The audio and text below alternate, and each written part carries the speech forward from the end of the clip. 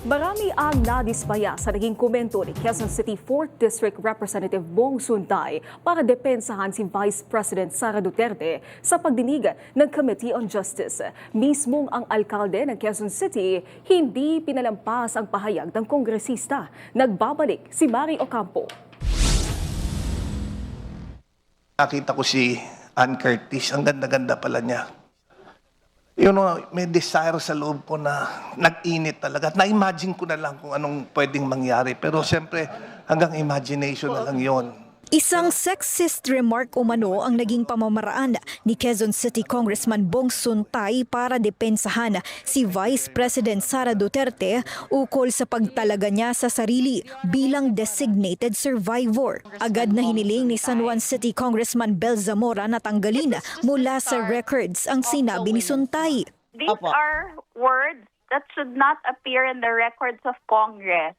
We are public servants. We were elected to serve the people, and these words should not come from a congressman's mouth.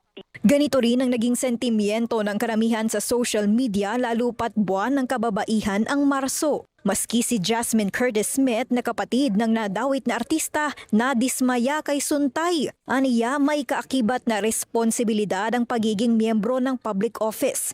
Kinonde na rin ng Gabriela Women's Party List ang pahayag ng kongresista. Malinaw raw na halimbawa ito ng objectification at sexualization at hindi dapat ito baliwalain dahil nakaaapekto ito sa dignidad ng mga kababaihan.